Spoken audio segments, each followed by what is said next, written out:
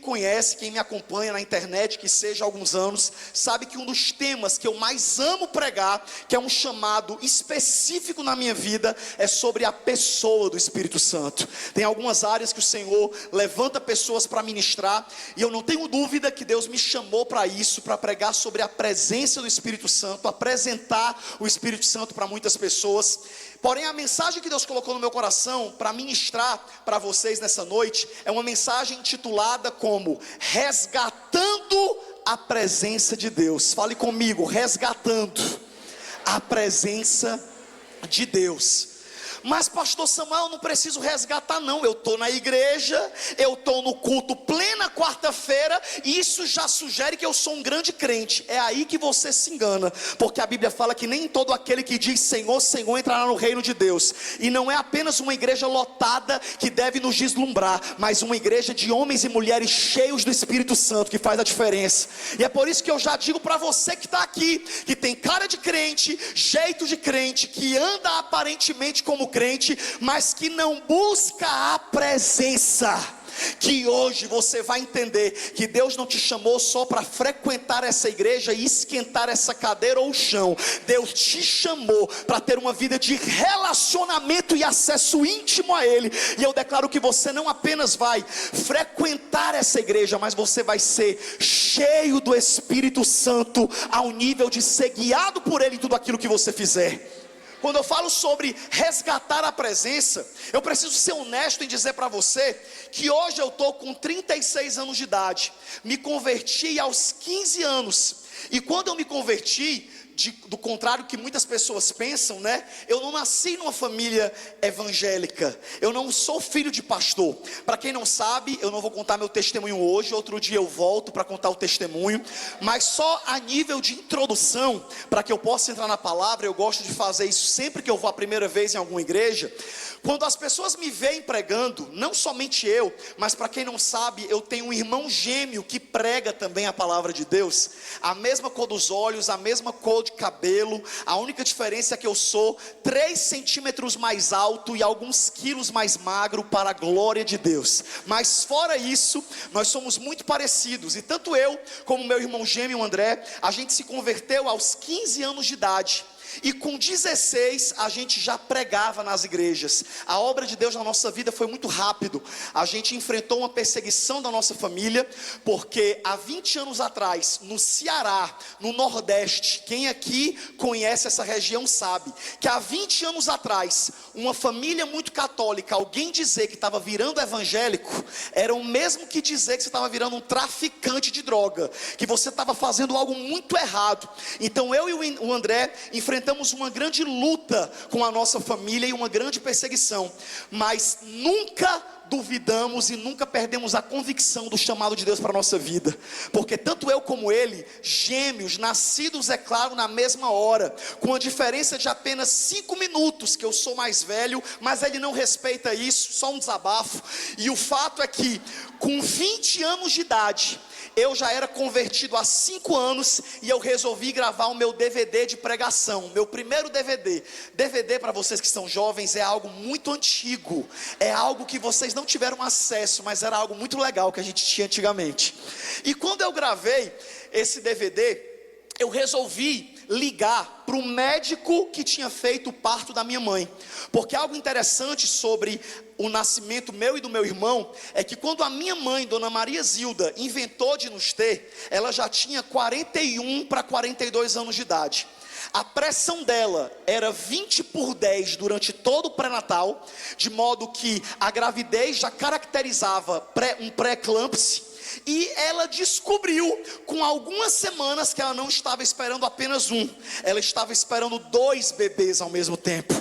E aí, quando a gente já nasceu debaixo de milagre, por conta dos desafios que esse parto teria. E aí a minha mãe sempre falava com muito carinho do médico que fez o nosso parto. Ela sempre falava: meus filhos, eu sou muito grata ao Dr. Moacir, que foi quem quem fez com que vocês nascessem, e ele é muito especial. Resumindo, na semana da gravação do meu DVD, eu resolvi ir atrás desse médico, 20 anos depois. Eu falei: mãe, já pensou se esse médico ainda estiver vivo, e eu chamar ele para ir para o culto, eu honrar ele na frente das pessoas, ele poder testemunhar sobre o nosso nascimento? Realmente, já pensou que incrível? Ela: não, meu filho, ele deve estar vivo. Eu falei: cadê o telefone? E aí ela puxou de uma bolsa dela uma receita antiga, uma folha amarelada, quase se esfarelando. E aí eu resolvi ligar para esse médico na quinta-feira, sendo que a gravação do DVD, a minha pregação, seria no domingo. E aí, quando eu liguei, Deus fez 3 milagres. O primeiro milagre é que alguém atendeu do outro lado. O médico ainda estava vivo. Quem pode dar glória a Deus por isso? 82 anos ele tinha na época, enxuto e saudável. O segundo milagre é que o telefone ainda era o mesmo. É milagre ou não é? Em 20 anos. E o terceiro milagre foi o que eu soube quando eu comecei a falar com ele. Porque eu disse: alô, é o Dr. Moacir? E ele disse: isso. E eu nunca tive problema com autoestima. Eu sou da mesma turma de João, do apóstolo João, que escreveu que era um discípulo amado, sendo que nenhum outro discípulo falou isso sobre ele, mas o evangelho era dele e ele escreveu do jeito que ele se via. E eu sou do mesmo estilo de João. Nunca tive problema com autoestima. E eu falei: quando eu ligar para esse homem, com certeza ele vai lembrar de mim, do André. E aí, quando eu liguei, eu falei: alô, é o Dr. Moacir? E ele falou: isso. Eu falei: Dr. Moacir, eu não sei se o senhor está lembrado, mas eu sou o Samuel, irmão do André, filhos da dona Zilda, que o senhor tirou a gente da barriga da nossa mãe há 20 anos, e eu queria lhe fazer o convite. O senhor lembra da gente? Aí a resposta foi um sonoro sabe aquele de quem está pensando, puxando a informação e não acha? E aí eu fiquei muito chateado, mas ele já tinha feito milhares de partos, não lembrou da gente. Eu falei: enfim, doutor, o senhor não está lembrado, mas o que eu quero dizer é que eu e o meu irmão crescemos. Eu não sei qual é a sua religião, mas eu queria com muito respeito lhe dizer que a minha mãe contou que foi um milagre eu e o meu irmão nascermos, e foi o Senhor quem Deus usou. E hoje nós crescemos e temos 20 anos de idade, e eu sou pregador da palavra de Deus. Eu peço perdão pelo convite, respeitando a sua religião, mas eu quero dizer que no domingo agora eu vou gravar um DVD com meu testemunho numa Assembleia de Deus. E se o senhor não tiver preconceito ou problema, eu queria muito que o senhor fosse, para eu lhe honrar diante da igreja cheia, e para quem sabe até o senhor testemunhar. Será que seria possível? E eu lembro que eu até afastei o telefone do ouvido com medo da resposta. Eu falei: se ele for um religioso, ele vai já brigar comigo. Mas o que me surpreendeu naquela tarde foi que a resposta que eu tive do outro lado foi um sonoro e alto: glória a Deus! E eu falei: peraí, doutor, esse glória a Deus é de crente, e ele lavado e remido no sangue de Jesus, meu filho. E eu falei: peraí, doutor, o senhor é crente? E ele falou: peraí, você é o Samuel Wagner, irmão do André Vitor, filhos da Maria Zilda Cavalcante? E ele: sim, somos nós. E eu já comecei a chorar e ser cheio da presença de Deus. E ele falou: meu filho, a sua mãe já contou para você o milagre que foi para vocês nascerem? E eu falei: contou, doutor, por isso que eu estou lhe convidando para ir para o culto que eu vou pregar. E ele falou: pois é, meu filho, o parto da sua mãe era para ter sido um dos mais graves da minha carreira, porque era um parto triplamente de alto risco, por causa da idade da gestante, por conta da pressão e porque era uma gravidez gemelar. Um médico falando fica mais bonito, né? E ele falou que era uma gravidez gemelar, e eu tive que ir assumir o parto de vocês de última hora, porque o outro médico que fazia o parto da minha clínica teve medo de vocês morrerem, e eu fui chamado às pressas, porque a clínica era minha, senão eu seria processado. O que você não sabe até então, Samuel, é que naquela manhã, 5:30 da manhã, quando eu cheguei na clínica, além de médico obstetra, eu também era presbítero da igreja evangélica já. E antes de eu ir para o consultório, ou para a sala de cirurgia, melhor dizendo, aonde vocês nasceriam, eu fui no meu consultório e eu orei. E eu disse: Deus, eu sou formado em obstetrícia, mas esse parto vai além da minha capacidade. Mas se tu tiver uma obra com essas crianças, usa as minhas mãos e faz esses meninos nascerem. E sabe o que aconteceu, Samuel? E é o que, doutor? E ele disse: meu filho, eu ouvi a voz de Deus pela primeira e única vez até hoje na minha vida. E sabe o que é que a voz dele me disse? E eu chorando: o que, doutor? E ele disse: eu ouvi a voz de Deus dizendo: Moacir, meu filho, faz esse parto na paz, porque os 2 bebês que hoje vão nascer, vão crescer e serão pregadores da minha palavra. Aleluia, louvado seja o nome do Senhor. E eu acompanhei vocês até aproximadamente 7 anos, até que eu perdi o contato com a mãe de vocês. Mas hoje o Senhor me conserva em vida, para que eu possa testemunhar que a voz que falou comigo era dele mesmo. É claro que eu estarei lá. Então foi nesse contexto que eu e o meu irmão nascemos, num contexto de milagre. E quando as pessoas nos viam pregando, tanto eu como ele, aos 16 anos, falavam: rapaz, esses 2 meninos aí, para já pregarem desse jeito, com autoridade, com apenas 16 anos, com certeza eles são filhos de pastor, com uma pastora ungida, e ainda tiveram uma babá profetisa para cuidar deles quando eram crianças. Mas a grande verdade é que não, é que nós nascemos em uma família completamente idólatra, e o próprio Espírito Santo é quem foi nos resgatar, o próprio Espírito Santo é quem foi nos salvar. E é por isso que eu tenho autoridade, conhecimento de causa, para dizer para você que está aqui nesse lugar, que não me interessa o seu passado, não me interessa quanto tempo você tem de crente, não me interessa a família que você nasceu, não é porque o seu pai é pastor que isso faz de você cheio do Espírito Santo, porque Deus não tem neto, Deus só tem filho. Então de nada adianta você viver da experiência da sua família. Hoje Deus te trouxe esse lugar para te dizer: eu não quero que você viva uma religião, eu não quero que você apenas pratique rituais às quartas e domingos. Hoje nesse culto e nessa conferência, eu vou te encher do meu espírito até transbordar, para você entender que a vida que eu quero que você viva é uma vida cheia da minha presença. E talvez você fale: e pastor Samuel, é possível uma pessoa estar na igreja e não estar na presença de Deus? É. Infelizmente, eu não sei se você concorda comigo, mas tem muitas pessoas que estão na igreja, mas que não vivem como alguém que nasceu de novo, não tem uma vida cheia do Espírito Santo. E é por isso que eu louvo a Deus por uma conferência chamada A Presença. A igreja está cheia desse jeito, de pessoas que vieram a esse lugar essa noite para buscar a presença de Deus essa noite. Então, quando eu falo sobre você entender que você não pode apenas ser alguém que frequenta a igreja ou que é religioso, mas você precisa ser cheio do Espírito Santo, eu falo sobre a verdade de que você sabe o tipo de vida espiritual que você tem vivido. Infelizmente tem muitas pessoas que estão na igreja apenas por um propósito, apenas por uma necessidade, mas que não buscam a presença de Deus todos os dias. São vazias espirituais. Infelizmente, nós que somos pastores e acompanhamos pessoas, a gente observa muito pessoas que ficam nos extremos. Tanto uma que só quer a bênção, como outra que não busca de jeito nenhum. Tanto uma que não falta nada de culto porque quer ser cheia, como pessoas que muitas vezes buscam a Deus de maneira distante, mesmo estando dentro da igreja. Mas hoje Deus te trouxe esse lugar para mudar a história de muitas pessoas que estão aqui, para trazer uma autorreflexão. E uma coisa eu já adianto: pregar no primeiro dia da conferência nunca é fácil, porque o primeiro dia é o dia da quebradeira de Jeová.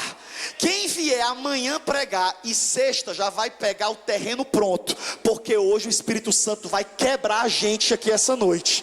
Hoje tudo que tiver te impedido de ser cheio do Espírito Santo vai cair por terra na sua vida, e você vai entender a necessidade que você tem de valorizar a presença de Deus. Abre comigo a sua Bíblia no segundo livro de Samuel, capítulo de número 6. Segundo livro do profeta Samuel, um dos livros mais lindos da Bíblia, segundo Samuel, capítulo de número 6. Nós vamos ler do versículo 1 ao 5. E enquanto você abre, eu quero só te situar do contexto dessa passagem, porque a palavra de Deus fala que o povo de Deus, no Antigo Testamento, desde que Deus mandou Moisés construir uma arca, que era um objeto que guardaria a presença de Deus, que era o símbolo máximo da presença de Deus no meio do seu povo, a Bíblia fala que essa arca, ela era algo consagrado ao Senhor, era algo que guardava a presença de Deus. A palavra de Deus diz que aonde a arca estava, a presença de Deus estava manifesta. Então, quando nós chegamos aqui no capítulo 6 de 2 Samuel, nós chegamos em um momento fatídico da história de Israel. Porque a Bíblia fala que essa arca, ela não era apenas usada a nível de adoração, mas a arca também era usada como uma arma de guerra. Para você ter uma ideia, a Bíblia fala que em certos momentos, quando o povo ia para uma batalha contra um exército, eles levavam uma arca para poder vencer a batalha, porque a presença de Deus ia e caminhava dentro da arca. Só que a Bíblia fala que existiam dois meninos naquela época, meninos não, na verdade eles já eram adultos, chamados Ofni e Finéias, que eram filhos do sacerdote da época, de nome Eli, que estava sendo líder da igreja no reinado de Saul, enquanto seu filho Jonatas também era vivo. E a palavra de Deus fala, acredito que a grande maioria de vocês conhece a história, que Deus rejeita a Saul como rei, porque ele desobedece a Deus, porque ele desvaloriza a presença. E a Bíblia fala que em um daqueles dias, quando as pessoas zombavam da presença do Senhor, simplesmente Ofni e Finéias caem na besteira de pegar a arca santa do Senhor, sem o devido respeito, sem o devido valor, sem dar a ela a importância da qual ela era digna, e usaram a arca de Deus apenas como um amuleto para vencer uma batalha. Tiraram a arca do templo e levaram para uma guerra. E a Bíblia fala que por causa do pecado daquele povo, por causa do descaso com a presença de Deus, o exército inimigo não apenas derrota Israel, como levam e sequestram a arca para o seu povo. Agora imagina comigo, o símbolo máximo da presença de Deus agora está na mão dos inimigos, agora está na mão de outro povo, e a vida de Israel apenas recua e mirra. E a palavra de Deus fala que assim aconteceu por um bom tempo. E você conhece muito bem a história. A Bíblia fala então que em lugar de Saul, Deus escolhe um menino pequeno, franzino, que não tinha cara de rei, não tinha tamanho de rei, não tinha jeito de rei, mas tinha coração de rei. E é por isso que eu digo para você que o desejo de Deus não é que você tenha apenas cara de crente, falho crentez fluente. Deus quer que você tenha um coração de crente, nascido de novo e cheio do Espírito Santo. E a palavra de Deus fala então que após uma série de eventos, nós chegamos a essa passagem bíblica em que a Bíblia diz que até Saul e Jonatas morrem feridos no meio da batalha. E quando eles morrem feridos no meio da batalha, até que enfim, após mais de uma década que Davi havia recebido a promessa que ele seria rei, então avisam: Davi, até que enfim Saul morreu, e você agora pode assumir o reinado. Até que enfim vai se cumprir a promessa de quando você foi ungido na casa de seu pai Jessé, através do profeta Samuel. E o mais interessante, gente, e que nós vamos aprender nessa mensagem de hoje, é que quando Davi então descobre que Saul e Jonatas haviam morrido, ele não celebra isso. Pelo contrário, a Bíblia fala que ele fere o mensageiro, e ele diz: não fale dessa forma dos ungidos de Deus. Mesmo Saul tendo perseguido a vida inteira. E a Bíblia fala então que Davi se apresenta em Jerusalém para assumir o trono. E aí nós chegamos no tema da mensagem dessa noite. Porque quando Davi chega, quando ele então é apresentado, e todo mundo sabia que ele seria o novo rei, ele não se preocupa com a roupa que ele usaria, ele não se preocupa com a coroa que seria colocado na sua cabeça, ele não se preocupa em sair gritando aos quatro ventos: agora eu sou rei. Ele olha para o seu povo, que acabara de se tornar seu povo, e disse: aonde está a arca do Senhor? Porque nós iremos recuperá-la. Louvado seja o nome do Senhor Jesus. Davi se recusa a assumir o trono sem a arca de Deus estar no seu devido lugar. E olha o que a palavra de Deus fala em 2 Samuel capítulo 6, a partir do versículo 1. 2 Samuel capítulo 6, nós vamos ler do versículo 1 ao 5, que diz: e tornou Davi a ajuntar todos os escolhidos de Israel, em número de 30.000. E levantou-se Davi e partiu com todo o povo que tinha consigo para Baalim de Judá, para levarem dali para cima a arca de Deus, sobre a qual se invoca o nome do Senhor dos Exércitos, que se assenta entre os querubins. E puseram a arca de Deus em um carro novo, e a levaram da casa de Abinadab, que está em Gibeá. E Uzai e Aiô, filhos de Abinadab, guiavam um carro novo. E levando-o da casa de Abinadab, que está em Gibeá, com a arca de Deus, Aiô ia adiante da arca, e Davi e toda a casa de Israel festejavam perante o Senhor, com toda sorte de instrumentos, de pau, de faia, como também com harpas, com saltérios e com tamborins, e com pandeiros e com símbolos. Somente até aqui. Sabe, queridos, quando nós estudamos um pouco do contexto dessa história, e eu prometo para vocês que eu não vou me deter muito tempo nisso, porque hoje eu creio que nós vamos viver um derramado do Espírito Santo aqui nesse lugar, e daqui a pouco nós vamos clamar e vamos viver um tempo de ministração do derramado do Espírito Santo.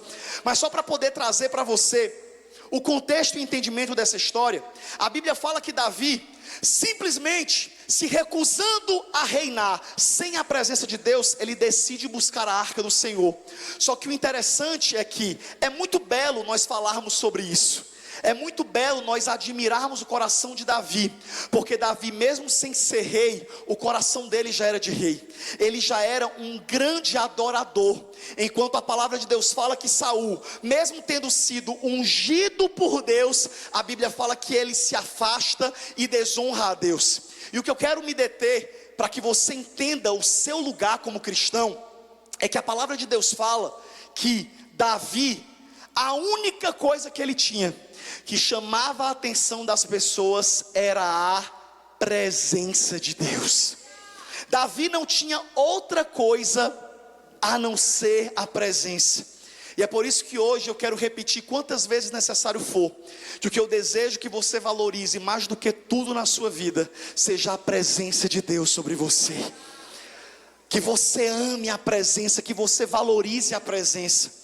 Eu teria 1000 personagens bíblicos para usar, como homens que amavam a presença, como o próprio Moisés, que a Bíblia fala que em um determinado momento da sua jornada no deserto, Deus manda para ele que ele tomasse uma direção, e ele ousa fazer uma das orações mais lindas da Bíblia, quando ele fala: eu não sairei daqui, se a tua presença não for comigo. E ali Deus vira para Moisés e fala: mas eu vou mandar um anjo para ir adiante de ti. E Moisés fala: eu não quero anjo, eu quero a tua presença. Louvado seja o nome do Senhor. Então teriam muitos homens que eu poderia pregar sobre esse tema da presença, mas o Espírito Santo me conduziu para falar sobre Davi, para que eu e você venhamos a entender que não é apenas desejar ter a presença que vai encher a sua vida da presença de Deus. Preste atenção aqui. A palavra de Deus fala que quando Davi empreende o desejo de buscar a arca, o que ele queria era resgatar não um objeto, mas o que ele queria era resgatar a presença de Deus para o centro de Jerusalém, a capital da adoração. Inclusive eu aproveito para profetizar sobre a vida de todo mundo que está aqui, que quem não for em Israel, vai em Israel muito em breve, em nome de Jesus. Vai para Jerusalém na caravana dos bispos de vocês. Já fiquem ligados na próxima caravana para você se inscrever, porque de fato até hoje Jerusalém é uma capital de adoração. E a palavra de Deus vai nos falar que quando nós vemos essa situação na qual Israel se encontrava, a gente aprende que Davi, ele colocou no coração dele: eu vou buscar a arca. Ele desejou buscar a arca. E a primeira coisa que nós precisamos ter no nosso coração, para resgatarmos a presença de Deus sobre nós, de fato, é o desejo pela presença. Sabe, gente, tem muitas pessoas que mandam pergunta para mim. Toda terça-feira eu faço um quadro no meu Instagram, chamado SV Responde, que sai muita marmota também lá, umas perguntas, sua misericórdia, que eu ainda respondo. Mas uma das coisas que as pessoas mais perguntam é: Samuel, como ser cheio do Espírito Santo? Como eu me torno uma pessoa cheia da presença de Deus? E eu preciso já esclarecer para você que está aqui, como eu esclareço lá no meu Instagram às vezes, que a presença de Deus não é apenas um mover, a presença de Deus é um estilo de vida. Tem gente que acha que a presença de Deus é apenas os dons espirituais. Eu não sei se você concorda comigo, mas tem gente que a gente olha e a gente acha que é fogo puro, e a gente acha que é cheio da presença, mas essa pessoa às vezes só é cheia de dons, mas não é cheia da presença, e isso é algo muito perigoso. Pastor Samuel, eu não entendi. Eu vou desenhar para você entender e não se fazer de desentendido aqui hoje. Você ter o dom do Espírito é você falar em língua estranha, mas você ter o fruto do Espírito é você segurar essa mesma língua para não falar mal da vida dos outros. Uma coisa é você ter o dom, outra coisa é você ter o fruto. Acabei de perceber que quando a palavra assim vem uma chave, aí pisca, né? Glória a Deus, tomara que pisque bastante. Escute, você que está aqui hoje precisa entender que o que você precisa ter não é apenas o poder do Espírito. Eu tenho uma conferência em Fortaleza que vai para a 8ª edição agora em novembro, chamada Seminário do Espírito Santo. E o que eu mais ensino nessa conferência é que o que eu e você precisamos buscar não é apenas o poder do Espírito, mas é a pessoa do Espírito Santo. Sabe, gente, quando nós falamos sobre a conferência, a presença, a primeira coisa que nós precisamos entender que não é um poder que a gente está buscando, não é uma energia que a gente está buscando, não é um fogo que a gente está buscando, é uma pessoa que nós viemos buscar aqui essa noite. E isso eu e você precisamos entender de forma basal, porque algo que muito me preocupa é que existem milhares de igrejas que não ensinam nem sobre a Trindade. As pessoas não entendem. Tem gente que só sabe falar com Deus Pai, tem gente que não sabe quem é o Deus Pai, não sabe quem é Jesus, não sabe quem é o Espírito Santo, fica perdido sem conseguir entender. E deixa eu só tentar resumir para você que é novo convertido, ou você que veio visitar a igreja hoje. Entenda, o Deus Pai Todo-Poderoso, Criador do céu e da terra, tanto Ele como o Filho, como o Espírito, a Bíblia fala que eles são uma só pessoa. Todo mundo concorda com isso, amém? Eles são a mesma pessoa em questão de atuação. Porém a Bíblia é clara em dizer que eles possuem funções diferentes no corpo, funções diferentes na sua própria condução. É tanto que lá no Gênesis, desde Gênesis, a Bíblia fala que quando Deus Pai, Ele vai criar o homem, Ele vira para outras pessoas que nós entendemos que era Jesus e o Espírito Santo, e Ele diz no plural: façamos o homem a nossa imagem e semelhança. É por isso que eu e você, nós não somos um ser único, nós somos um ser que a teologia chama de um ser tricotômico. Existe uma aula na teologia, uma cadeira chamada tricotomia, que ensina sobre isso, que eu e você somos um espírito eterno, que possuímos uma alma e moramos dentro de um corpo.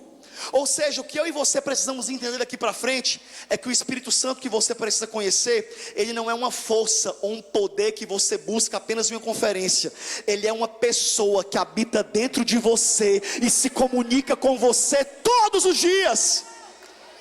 O Espírito Santo é uma pessoa. Olha para a pessoa do seu lado, como todo bom pregador pentecostal, eu tenho que fazer isso, e fala assim para ele: o Espírito Santo é uma pessoa. Sabe, queridos, quando nós falamos sobre a presença, a primeira coisa que eu e você precisamos entender, que a presença que nós viemos buscar aqui, não é algo abstrato, mas é uma pessoa, é o Espírito Santo de Deus. Ele é real. Ele muitas vezes aparece na Bíblia como um óleo, mas ele não é um óleo. Ele se manifesta como fogo, mas ele não é um fogo. Ele cai como chuva, mas ele não é uma chuva. Ele sopra como um vento, mas ele não é um vento. Ele é uma pessoa que tem várias formas de se manifestar. E por que eu já estou entrando nisso? Para que você entenda que Davi, ele foi resgatar a arca, que representava a presença. Eu e você hoje vamos resgatar o Espírito Santo de Deus mesmo dentro das nossas vidas. Porque a grande diferença que existe entre o Antigo e o Novo Testamento sobre a presença de Deus, é que no Antigo Testamento a presença de Deus estava limitada a uma caixa de madeira. Só que quando Jesus morre na cruz, o maior sinal que acontece, quando Jesus dá o grito: está consumado, o que mais tremendo acontece naquele momento que ele morre, não é que o sol ficou em trevas e a terra ficou escura, não é que a terra tremeu, como a Bíblia fala que realmente aconteceu.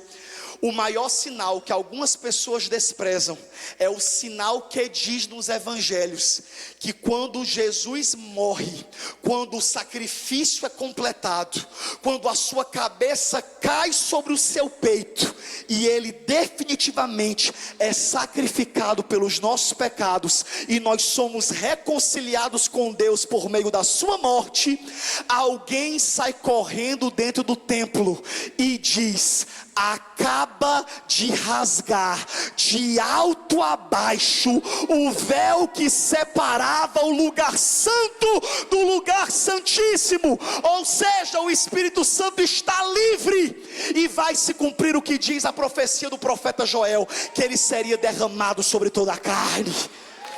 Aleluia, louvado seja o nome do Senhor. Então, quando eu falo sobre isso, eu falo para que você entenda que você não tem que se comunicar com o Espírito Santo como quem se comunica com o servo que você dá ordem. Não, ele é o próprio Deus habitando dentro de você. Sabe, às vezes a gente olha para algumas pessoas e julga a roupa que ela veste, julga o carro que ela dirige, julga o estilo de vida muitas vezes dela, porque não é do jeito que você queria. Só que uma coisa que nós precisamos entender é que a gente tem que respeitar uma pessoa cheia do Espírito Santo. Eu sou da época que os crentes pentecostal, eles colocavam versículo bíblico no carro. Quem lembra dessa época? Que todo crente pentecostal botava uma frase gospel no carro. Hoje em dia o povo parou, né? Mas uma das frases que mais se repetia nos carros do Ceará, porque nordestino é bicho amostrado, né? E até os crentes nordestinos eram engraçados. Vários carros de crentes pentecostais, eu via em vários, escreviam a seguinte frase: eu sou filho de Deus, irmão de Jesus e templo do Espírito Santo. É o fraco. E ainda botava assim: é o fraco no final. E você não deu glória porque você não entendeu. Porque o certo era você dar um glória. Porque você que está aí sentado e a pessoa que está aí do seu lado pode ser rejeitado e desvalorizado por muitas pessoas. Você pode não ter o dinheiro na conta que você gostaria. Você pode não morar ainda na casa que você gostaria. Você pode ainda não estar casada se você é solteira. Você pode ainda se sentir rejeitado por algumas pessoas. Mas uma boa nova eu vim te dar: você é filho de Deus, irmão de Jesus e templo e morada do Espírito Santo de Deus. Ele habita em você. E quando nós temos consciência da presença, quando nós sabemos que o Espírito Santo habita em nós, uma coisa que a gente não pode ser é carente. Tem algum jovem aqui? Cadê os jovens da igreja? Diga glória a Deus. Ixi, vocês não estão sentindo jovens não? Quem é solteiro aqui? Quem é solteiro, que ainda não está casado, levanta a mão e diga: lembra-te de mim, Senhor. Se não levantar, não vai casar nunca. Palavra de profeta tem poder. Deixa de vergonha, não levante a mão. Às vezes teu varão está do teu lado e vai te enxergar agora. Você que ainda é solteiro ou solteira, levante a mão e diga: lembra-te de mim, Senhor. Amém. Até que essa igreja está com uma média boa de casados, glória a Deus. Mas quem não tiver casado, eu profetizo que Deus vai desencalhar os vasos tudinho que está encalhado. Encalhado não, porque crente nunca está encalhado. O crente está reservado. Encalhado é quem casou fora do propósito de Deus. Esse aí se encalhou pesado. E depois que casa não adianta chorar. Eu amo uma frase que eu aprendi com um pastor que fala sobre casais, que ele disse: casou com a bruxa, senta na vassoura e voa. Não tem mais outra coisa para fazer. Agora é só passear, vira logo o Harry Potter. Então, o que eu quero dizer para você que está solteira é que uma coisa que eu não posso, eu até entendo às vezes, mas eu não posso alimentar, são pessoas que possuem o Espírito Santo dentro de você e ficam mendigando o relacionamento de outras pessoas. Pessoas que são cheias do Espírito Santo, moças que às vezes ficam ameaçando a Deus, dizendo: Deus, se não me casar até o final do ano, eu vou atrás do mundo, eu vou me desviar. Desviado tu já está. Só de tu pensar que tu pode chantagear a Deus, tu já está desviada, perigosa. Vai te converter. Entende de uma vez por todas que casamento não é meta de vida, casamento é consequência na vida de quem está vivendo bem o seu propósito, e na hora certa o que é seu te encontra. Então por que muitas vezes nós andamos perdidos, nós andamos carentes, nós andamos sofridos? Sabe por quê? Porque nós não estamos cheios do Espírito Santo, porque nós não estamos buscando a presença do Espírito Santo. Sabe, gente, eu não sei você, mas eu sou colérico. Quem aqui tem a personalidade, o temperamento colérico, estilo de Pedro? Sabe aquela pessoa que é estressada, que é nervosa, que bate no peito e tem o prazer de dizer: eu não levo desaforo para casa. Quem é desses aí que Jesus vai pegar hoje? Levante a mão, não tem vergonha não. Você é tão sincero para tanta coisa, levante a mão. Corajosão, valentona. Eu tenho essa personalidade. E penso numa pessoa que quando está com a reserva espiritual, fica estressado, sou eu. É tanto que quando eu estou estressado, minha esposa mesmo, ela sempre tem esse álibi para poder falar para mim: meu amorzinho, você está orando pouco, né? Porque a grande verdade é essa, que se tem algo desordenado, desorganizado, desequilibrado na sua vida, eu vim hoje aqui te avisar que não é falta de dinheiro, não é falta de um relacionamento, não é falta de aparecer na igreja, não é falta de ser mais valorizado no reino, mas é falta de ser mais cheio do Espírito Santo e ser pleno nele. Uma pessoa que é cheia do Espírito, ela é saudável. Ela é saudável. Uma pessoa que é cheia do Espírito Santo, que entende a presença de Deus e que cultiva essa presença na sua vida, meu irmão, ele pode até passar por um momento de tristeza, mas ele não se entrega, porque a Bíblia fala que na presença do Senhor, até a tristeza salta de alegria. Então, quando nós falamos sobre a presença de Deus, sobre nós valorizarmos e buscarmos, nós precisamos entender isso. Davi entendia sobre a presença, porque a Bíblia fala que quando Davi estava lá sendo humilhado pelo próprio pai, de modo que o seu pai não o convidou para o almoço que receberia o profeta, que chegava com a mensagem de que um dos seus filhos seria o novo rei. A Bíblia fala que Davi nem chamado para esse almoço ele foi. Mas você pensa que Davi estava chorando? Você pensa que Davi estava se lamuriando?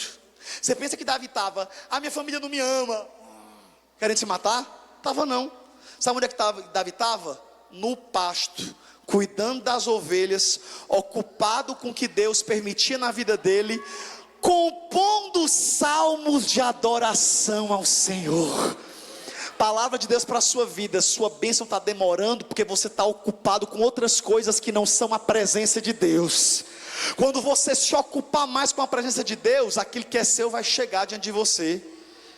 Quem está passando por algum deserto aqui? Seja sincero, levanta a mão. Algum deserto que você olha e fala: rapaz, a situação na minha vida é um deserto.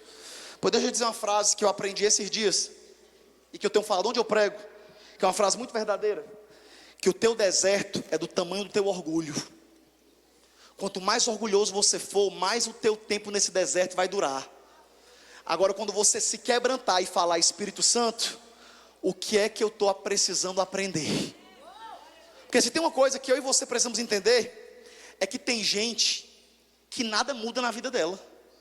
Ela está indo por 7º relacionamento, Bispa Geisa, e nenhum homem presta na boca dela. Ela está indo por 7º. Ela está ganhando na mulher samaritana, está batendo recorde. E ela ainda tem a cara de pau de dizer: esses homens não prestam. É sério que é o 7º homem que não presta?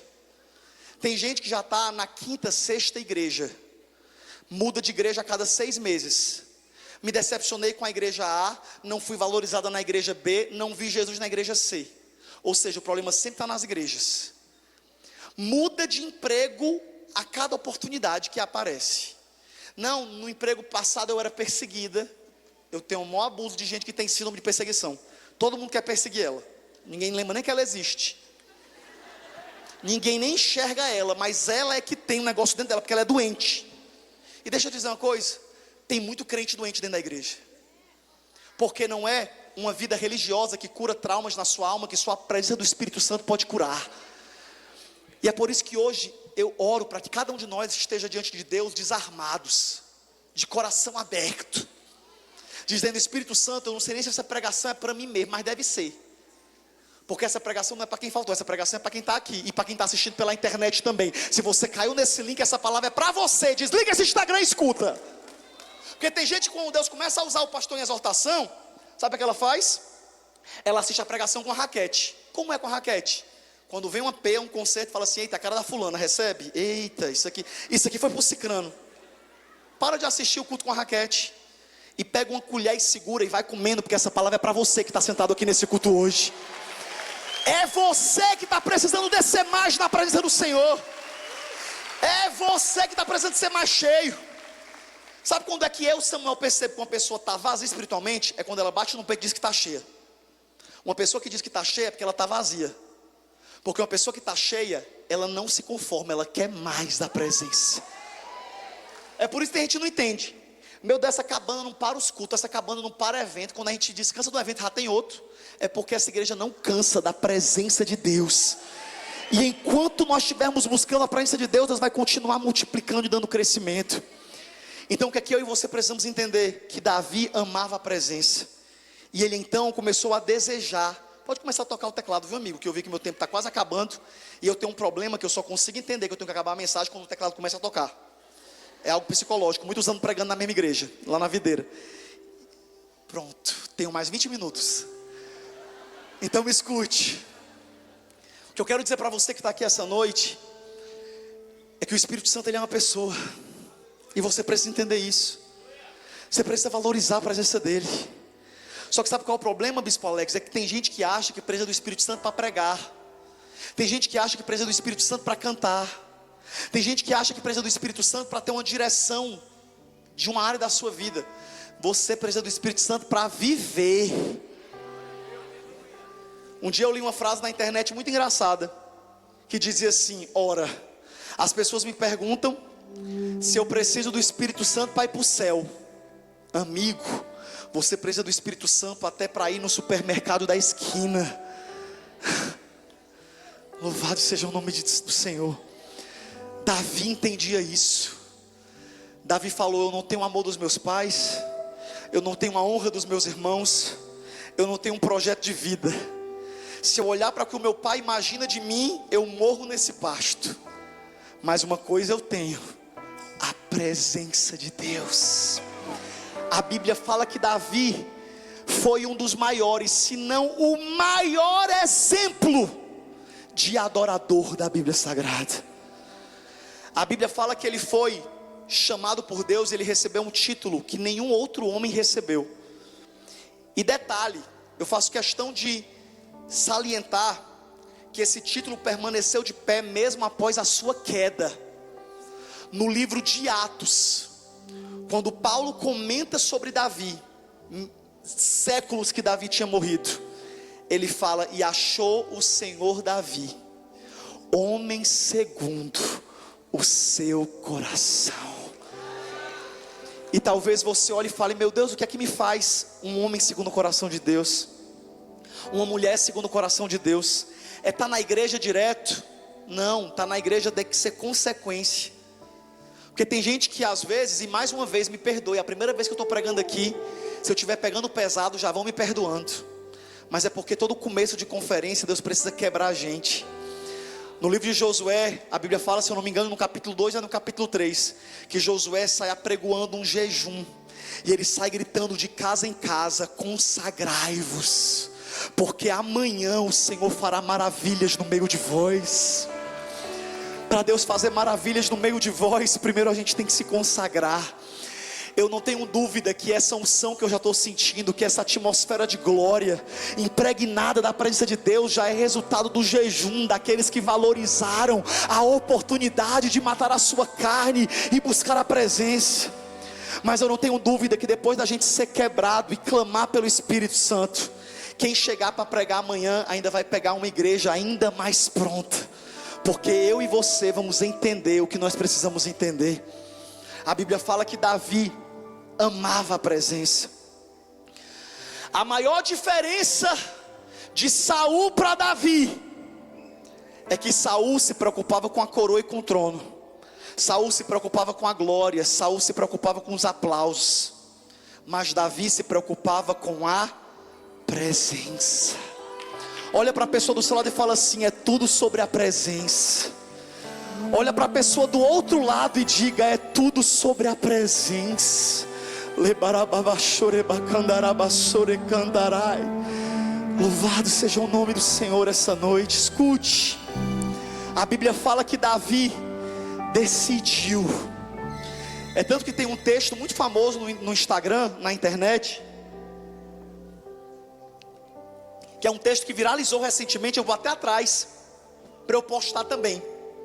Que é um texto que dizia: enquanto Saul usava a coroa sem Deus, Deus usava Davi sem coroa.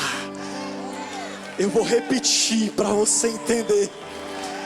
Enquanto Saul usava uma coroa sem Deus, Deus usava o menino Davi sem coroa. Nós chamamos Espírito Santo.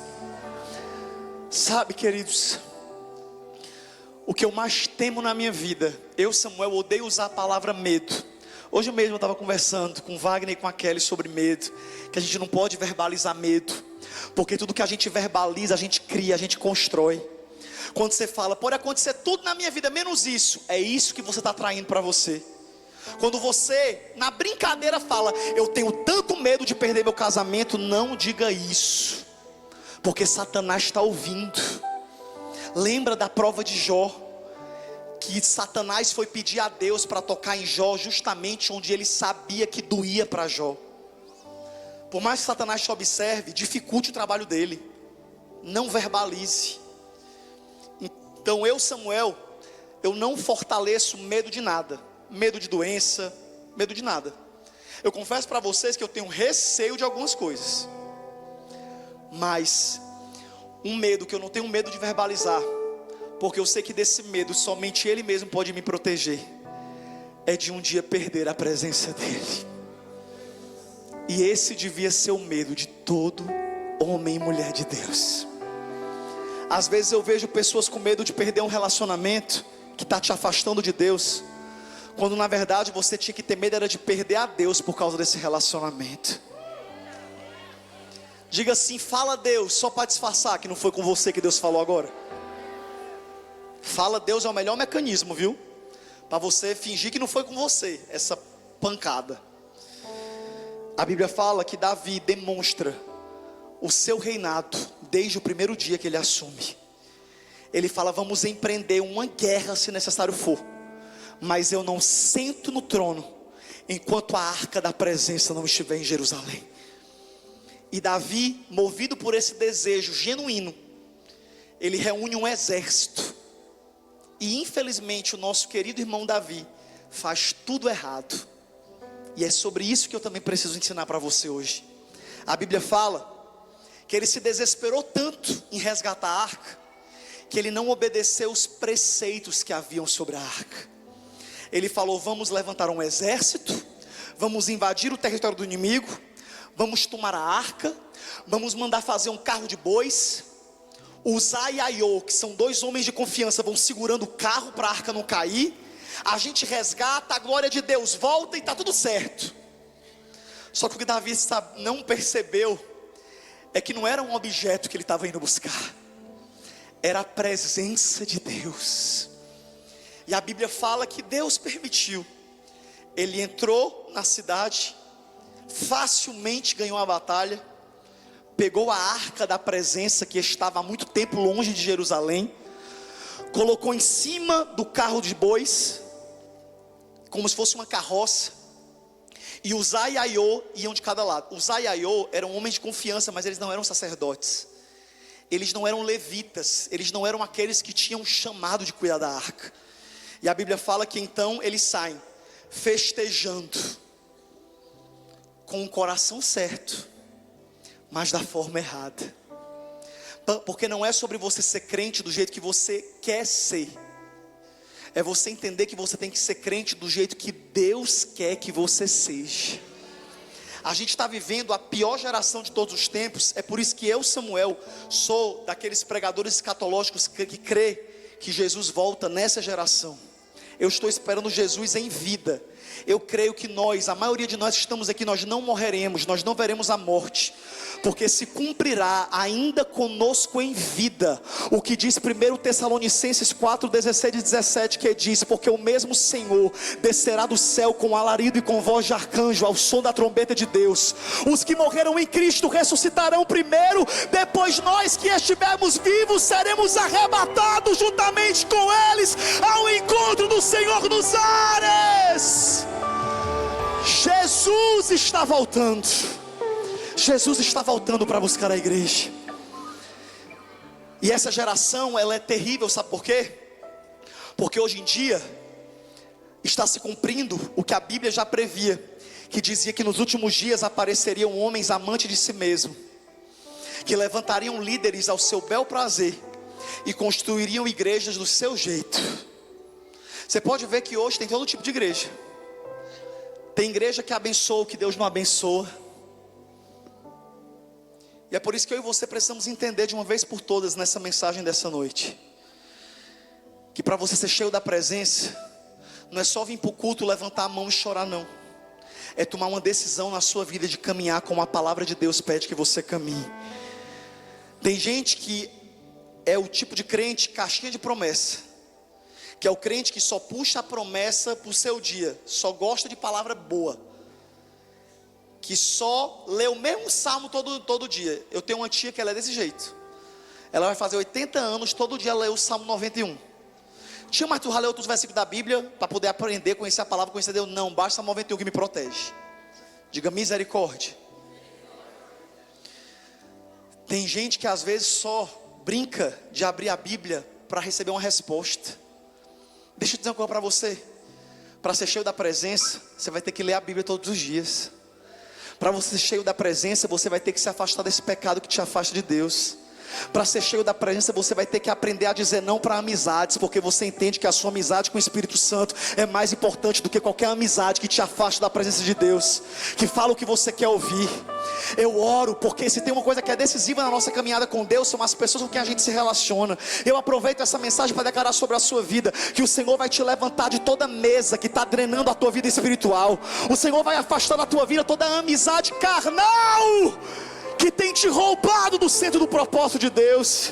Eu declaro que o Senhor vai trazer amigos, assim como o Senhor fez conosco na Guatemala, que sem a gente esperar nos sentou na mesma mesa, fez alianças entre casais de bispos e pastores, com um propósito, de modo que hoje eu estou aqui pregando a palavra, por causa de uma aliança que Deus fez em uma mesa.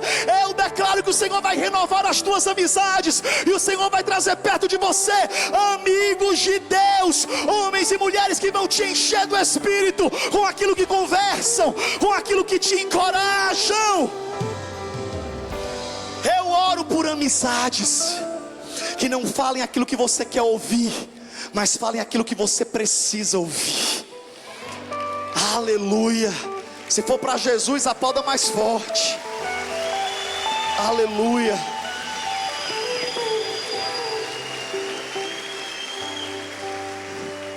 Esses dias eu estava assistindo uma pregação, e nessa pregação, eu já estou encerrando, viu?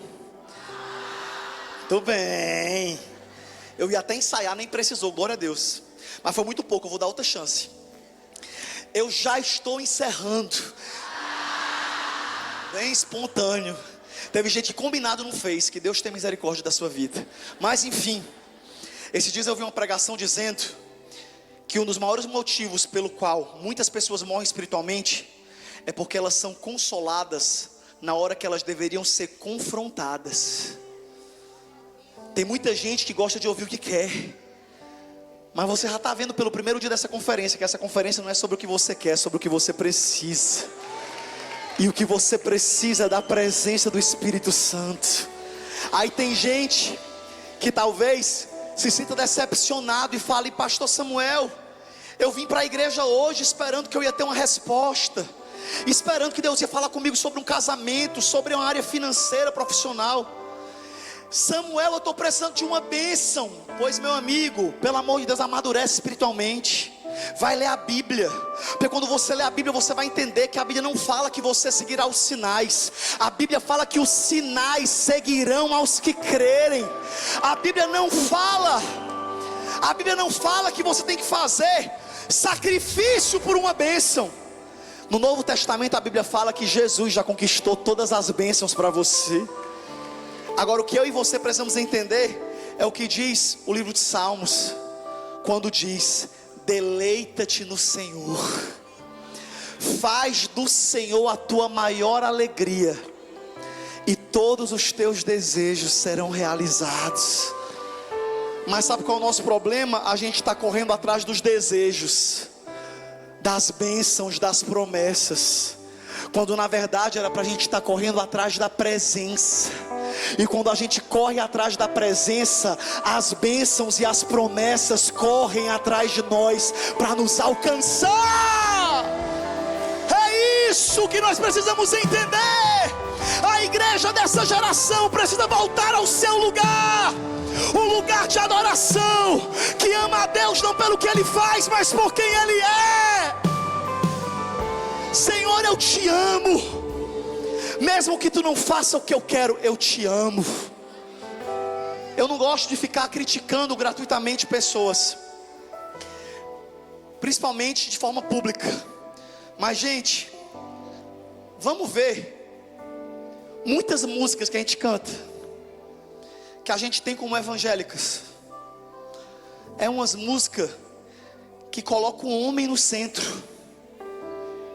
Eu louvo a Deus quando eu chego numa igreja e eu vejo o repertório de louvor. Eu quero até parabenizar o ministério de louvor, que escolhem louvores para Deus e não para o homem.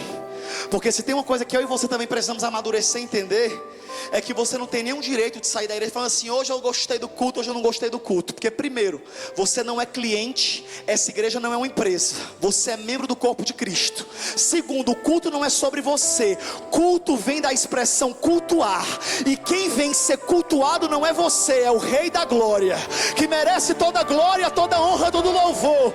É Ele que tem que gostar do culto, é Ele que tem que se agradar dos nossos cultos. Eu tenho certeza que tem cultos de igreja da nossa nação que a igreja inteira recebe e Deus não recebe nada, e Deus não recebe a glória, Deus não recebe o louvor.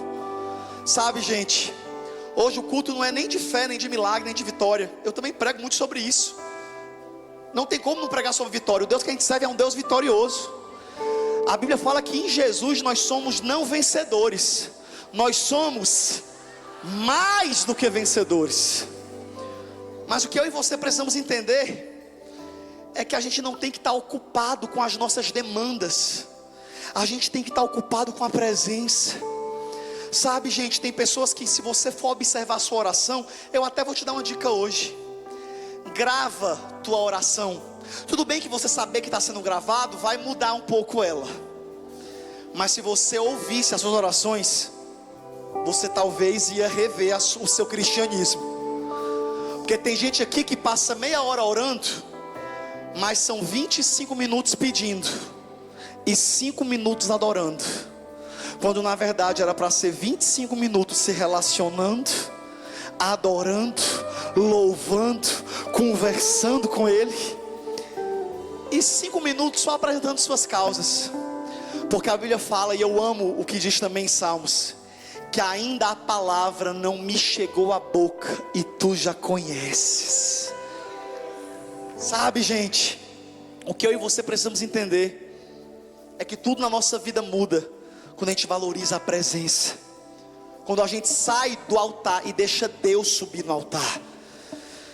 Só para encerrar, a Bíblia fala que Davi tenta resgatar a arca, mas quando ele resgata a arca, a Bíblia fala que o carro de bois passa em um determinado planície lá, e a arca tomba.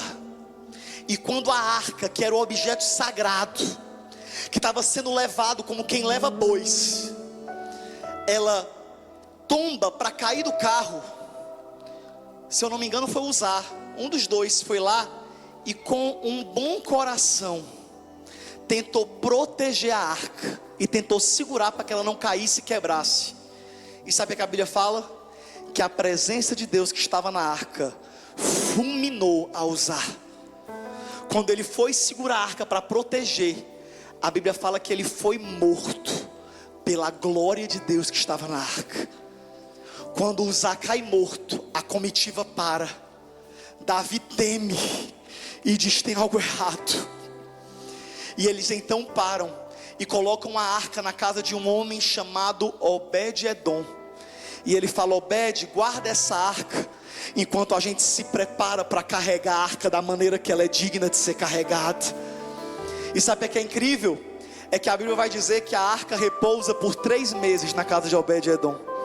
E a Bíblia faz questão de dizer que durante esses 3 meses a casa de Obed-edom floresceu, frutificou, multiplicou e cresceu, porque a presença estava na casa. Aí sabe o que acontece? Davi vai lá estudar sobre a arca. E quando ele estuda, ele descobre algumas coisas que eu não vou nem falar com pontos, eu já vou falar direto. 1 Crônicas 15:2 e 15:14 fala. 1 Coríntios 15:2 diz: isso daqui era um preceito sobre a arca. E está escrito: então Davi disse: somente os levitas poderão carregar a arca de Deus, pois para isso o Senhor os escolheu e para ficarem sempre ao seu serviço. Ou seja, eu já me esqueci de uma coisa que eu mesmo falei, que Deus falou até para mim. Não é qualquer um que quer carregar a arca, tem que chamar os levitas. E levitas, para você que não sabe, era a tribo dos adoradores. Para carregar a arca tem que ter louvor, para carregar a arca tem que ter adoração, para carregar a arca tem que ter uma vida que glorifica a Deus. Você não carrega a arca com murmuração, você não carrega a arca com reclamação, você não carrega a arca com ingratidão, você carrega a arca com adoração, você é cheio do Espírito com adoração. E aí no versículo 14, ele também diz: então os sacerdotes e os levitas se purificaram a fim de carregar a arca. Ou seja, hoje nós estamos entregando um jejum que não é sobre religiosidade, mas é sobre separação e santificação, para sermos cheios da presença de Deus. A Bíblia fala então que Davi fez a primeira conferência pentecostal da história da Bíblia. A Bíblia fala que ele chamou mais de 800 levitas. Respeita o congresso que Davi fez. Manda chamar tudo que é levita que tiver. Se fosse hoje em dia e a gente fosse buscar a arca de Deus em alguma cidade, para a gente buscar a arca, tinha que fazer um congresso, meu amigo. Tinha que chamar os adoradores, tudo que a gente conhecesse. E a Bíblia fala que então ele chamou mais de 800 levitas, para poder voltar para a casa de Obed-edom e levar a arca da maneira que era certo levar. Os sacerdotes se purificaram, se santificaram, se encheram da presença. E por fim, a Bíblia fala, a Bíblia vai dizer, e está escrito aqui em 2 Samuel capítulo 6, versículo 12 e 14, eu encerro com esses versículos, que diz: então tirou Davi a arca da casa de Obed-edom, e com uma grande festa a levou para Jerusalém. E a cada 6 passos que os homens davam com a arca, Davi sacrificava, eles paravam e dançavam com todas as suas forças diante do Senhor, com grito, alegria e sons de trombeta. Deixa eu encerrar dizendo isso para você. Da casa de Obed-edom para Jerusalém eram 25 quilômetros, algo que a comitiva faria em poucos dias. Mas a Bíblia fala que para que a arca chegasse no nível que Deus queria que ela chegasse, Os levitas vinham cantando, mais de 800 louvando. A arca no meio sendo carregada por sacerdotes santificados. O rei sem coroa e sem capa, como um servo, vinha dançando e abrindo caminho para que a presença voltasse para Jerusalém.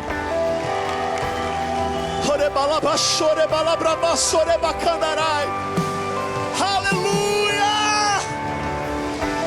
E a Bíblia ainda diz, escute, a Bíblia ainda diz que a cada 6 passos que eles davam, louvado seja o nome do Senhor, bendito é o nome do Senhor, louvado seja o Rei de Israel, grande é o Deus Todo-Poderoso, bendito é o seu nome, para sempre seja louvado. Com os 6 passos que eles davam, a comitiva parava, eles sacrificavam no altar para o Senhor animais, e depois que eles sacrificavam e adoravam, eles davam mais 6 passos. Uma jornada que era para ter sido feita em dias, custou 6 meses. Eles passaram 6 meses da casa de Obed-edom para chegar em Jerusalém. E sabe o que eu aprendo com isso?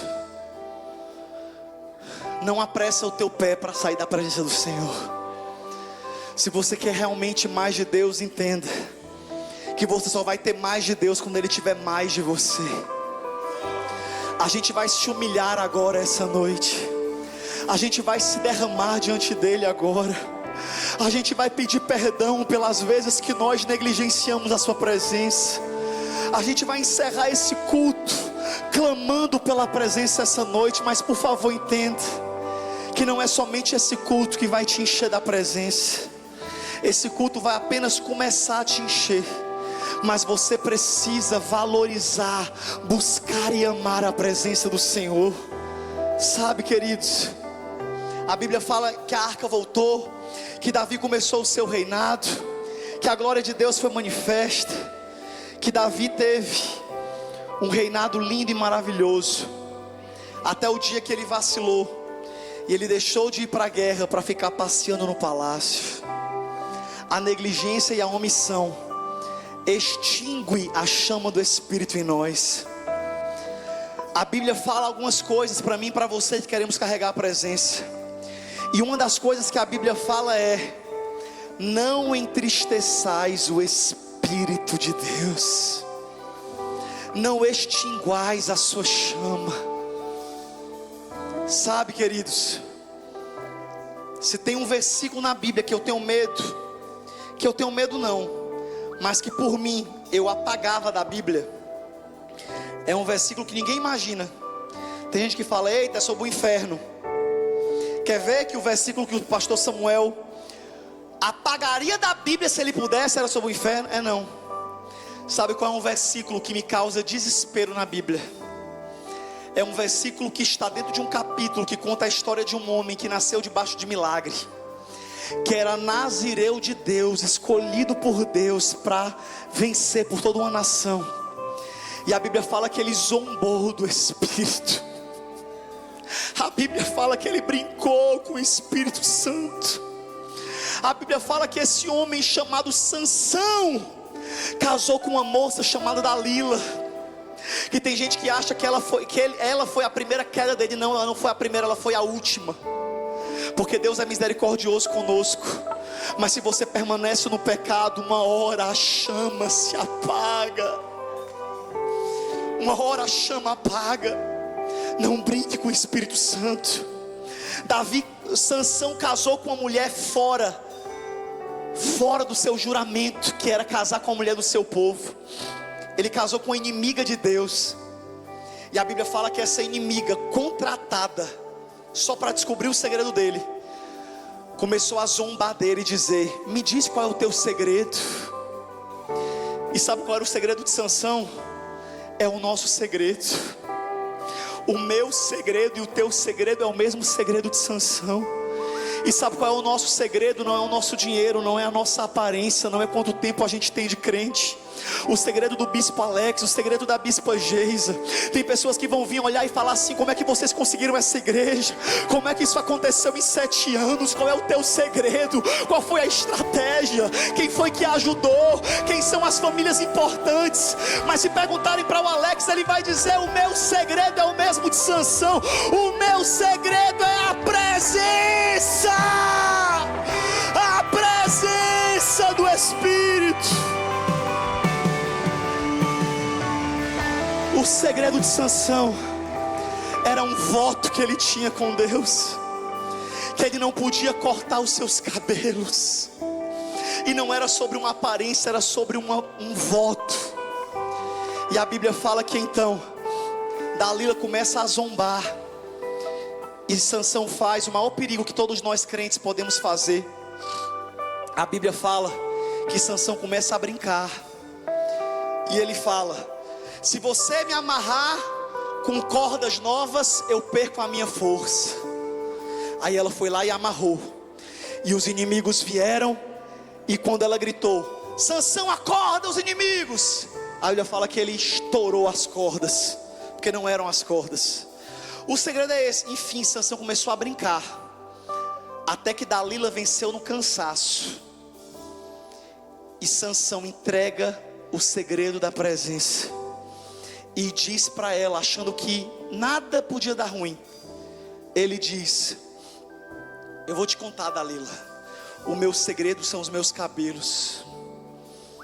Eu tenho um voto com Deus, e eu não posso cortá-los, porque eu sou nazireu desde o ventre. Se os meus cabelos forem cortados, eu perco as minhas forças, serei como um homem comum. E a Bíblia fala que depois que ele confessa isso, Dalila o faz adormecer em seu colo. Nos guarda, Senhor.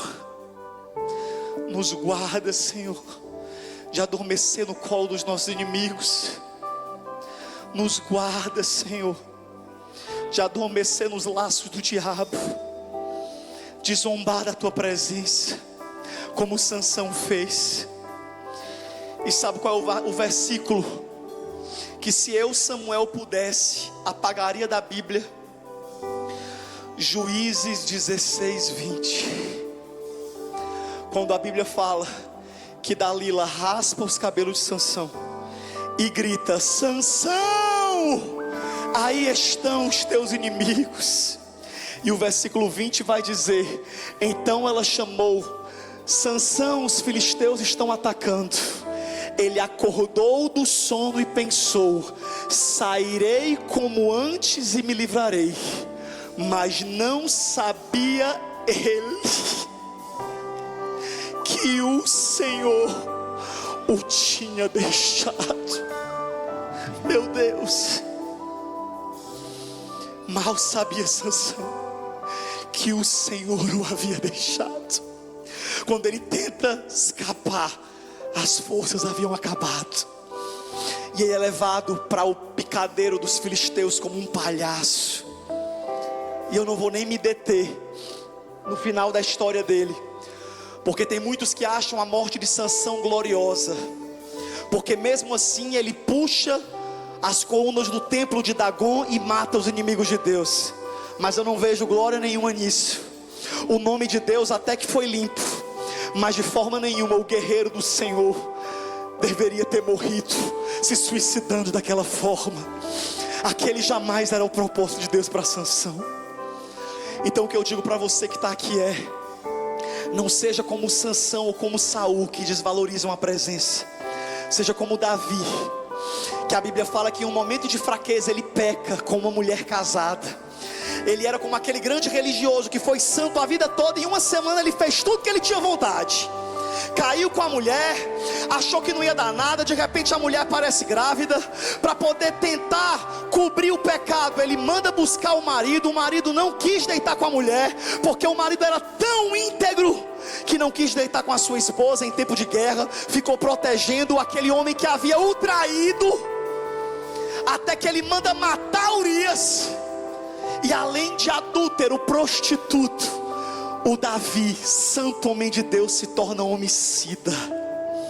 Isso é para mostrar que nem eu e você somos fortes. Se Davi caiu dessa forma, quem é você que acha que não pode cair? Aquele que está de pé, cuide para que não caia. É por isso que eu e você precisamos ter esse entendimento, que não basta só frequentar a igreja, tem que se encher do Espírito Santo todos os dias.